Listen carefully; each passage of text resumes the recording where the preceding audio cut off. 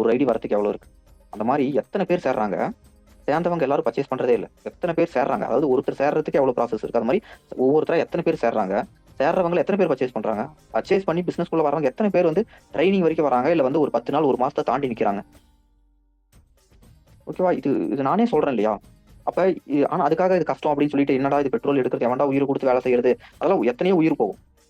ஓகேவா? எவ்வளவோ சுரங்கத்துல போய் வேலை செய்வாங்க. அது என்ன அவ்வளவு கஷ்டமா இருக்குன்னு யாரும் பண்ணாமல விட்டுறாங்க. இப்போ ஜாயின் பண்ணி 1 இயர் ஆகுதுங்க சார். ஆனா 1 இயர்ல வந்து ஃபேமிலி ப்ராப்ளம் சொல்லிட்டு நான் மறுபடியும் வெளியில போயிட்டேங்க சார். இப்போ வந்து ரீஜாயின் பண்ணி 3 மந்த் ஆகுதுங்க சார். ஓகே, இப்போ 3 மந்த்ஸா தான் ஆக்டிவா இருக்கீங்க. ஆமாங்க சார். Okay sir. ஓகே, இப்போ உங்களை பொறுத்த வரைக்கும் நீங்க வந்து ஃபர்ஸ்ட்ல இருந்து பிசினஸ் பண்ற மாதிரி தான் கணக்கு. நீங்க வந்து இப்ப நிறைய பேர் வந்து நான் வந்து பொதுவா சொல்றேன். ஓகேவா? நீங்க எல்லாருமே புரிஞ்சுக்கணும்னு நான் சொல்றேன். நீங்க எல்லாமே எனக்கும் ஆசை தாங்க. ஓகேவா? இப்படின்னு பூம்பான்னு சொன்ன உடனே நீங்க எல்லாரும் சக்சஸ் பண்ணிட்டீங்கன்னா எனக்கு நல்லா தான் இருக்கும். ஓகேவா? எனக்கும் நிறைய இன்கம் வரும். ஓகேவா? நீங்க எல்லாம் சக்சஸ் பண்ணிட்டீங்கன்னா அப்படி ஏதாவது மேஜிக் தான் நான் பண்ணிடுவேனே. ஓகே, ஆனா ப்ராக்டிக்கலா நான் புரிஞ்சுக்கணும் இல்லையா? நீங்க புரிஞ்சுக்கணும் அப்படிங்கிறதுக்காக தான் நான் இதெல்லாம் சொல்றேன். நீங்க ஏன்னா வந்து அப்படிலாம் ஒரு மேஜிக்கும் இல்லை.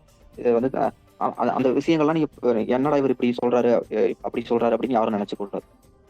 இப்ப நம்ம வந்து நமக்கு ஒரு அர்ஜென்ட் இருக்கும், இல்ல நமக்கு வந்து நம்ம வந்த உடனே நமக்கு வந்து ரிசல்ட் வரணும்னு நம்ம நினைக்கிறோம். அப்படிலாம் வரவே வராது. ஓகேவா? நீங்க வந்து உங்களுக்கு அதுக்கான தகுதியும் உங்களுக்கு அதுக்கான பொறுமையும் இருக்கான்னு ஃபர்ஸ்ட் இந்த பிசினஸ் உங்களை செக் பண்ணும். என்னோட அனுபவத்துல நான் சொல்றேன்.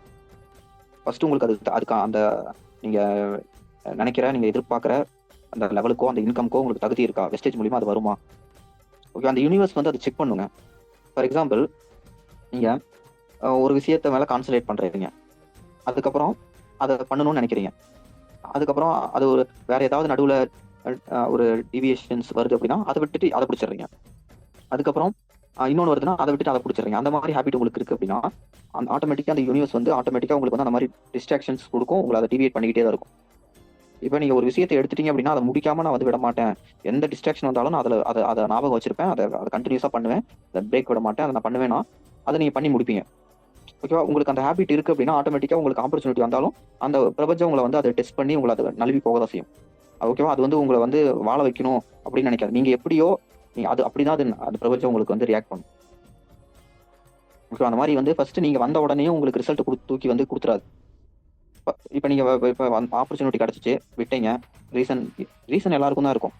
ஓகே, நம்ம அந்த ரீசனை வந்து நான் மதிக்கிறேன். அது வந்து நான் தப்புன்னு சொல்லலை. அதுக்கப்புறம் திரும்ப வந்திருக்கிறீங்க. திரும்பவும் வந்து நீங்க போயிருவீங்களா? நீங்க போக மாட்டீங்கன்னு என்கிட்ட சொல்லுவீங்க. உங்களுக்கே நீங்க சொல்லுவீங்க. ஆனா போவீங்களா மாட்டீங்களான்னு இந்த யூனிவர்ஸ் வந்து டெஸ்ட் பண்ணும். திரும்பவும் சோதனை கொடுக்கும். அப்ப என்ன பண்ணுவீங்க? ஏன்னா இங்க பாருங்க, யாருக்கு தான் இங்க பிரச்சனை இல்லாம இருக்கு. பிரச்சனை இல்லாத மனுஷனே வந்து இல்லை இந்த உலகத்துல. ஓகேவா? பிரச்சனை இல்லாத ஆளே கிடையாது. எல்லாருக்குமே பிரச்சனை இருக்கு. ஓகே, அது வந்து அவங்க அதை வந்து அது நம்ம வந்து பிரச்சனை இருக்கு அப்படிங்கிறதுக்காக இல்லை வந்து ஏதாவது இது உங்களுக்கு என்ன இருக்குன்னு நான் தெரியல. நான் பொதுவாக சொல்றேன். ஓகேவா? நான் வந்து தப்பா நினைச்ச கூடாது. பொதுவாக சொல்றேன். அப்ப வந்து நம்ம வந்து ஏதாவது பிரச்சனை இருக்கு, இல்லை வருத்தத்துல இருக்கோம், டிப்ரெஷன்ல இருக்கோம், இல்லை நம்ம கான்சன்ட்ரேட் பண்ண முடியல அப்படிங்கிறதுனால நம்ம ஏதாவது வந்து நம்ம சாப்பிடாம இருக்கோமா, இல்லை தூங்காம இருக்கோமா? நமக்கு காசுங்கிறது வேணும் இல்லையா? என்னதான் பிரச்சனையா இருக்கட்டும், காசு இருந்தா தானே அடுத்த அப்ப இந்த காசுக்கு வேலை செய்யறோமா இல்லையா? அந்த மாதிரி தான் வெஸ்டேஜ் நீங்க பார்க்கணும். வெஸ்டேஜ் மட்டும் என்னமோ வந்து ஏதோ டைம் பாஸ்க்கு ஏதோ வந்து சும்மா ஃப்ரீயா இருக்கும் போது வந்து சும்மா உட்காந்துட்டு போறது மாதிரி நமக்கு வந்து வேலை வந்துருச்சு, பிஸியா வந்துருச்சு, அதனால நான் பண்ணல. நான் இப்ப இல்ல நான் வந்து கொஞ்ச நாள் கேப் விட்டுக்கிறேன், இல்லை நான் அப்புறமேட் பண்ணிக்கிறேன். ஓகே, எனக்கு நேரம் இல்லை. சரி, நேரம் இல்லை, பிஸியா இருக்கேன், நான் அப்புறம் பண்ணிக்கிறேன், நான் எனக்கு டிப்ரெஷன்ல இருக்கேன் அப்படிங்கிறதுக்காக வருமானத்துக்கு என்னதான் பண்றீங்க? நான் கேட்கறேன். ஏங்க இது வருமானத்துக்கான ஒரு ஆப்பர்ச்சுனிட்டி ஏன் யோசிக்க மாட்டேங்கிறீங்க? வருமானத்துக்கான சோர்ஸ் ஏன் நினைக்க மாட்டேங்கிறீங்க? வருமானத்துக்கான ஒரு சோர்ஸ் வந்து நம்ம எப்பயுமே விட மாட்டோம்ல, எந்த சூழ்நிலையா இருக்கட்டும். காசு இல்லைன்னா டிப்ரெஷன்லயே உட்காந்துக்கிட்டு இல்லை ஃபேமிலி பிரச்சனை வேலைக்கு எதுக்குமே போகாம உட்காந்துட்டு இருக்கீங்களா? சரி, ஓகே.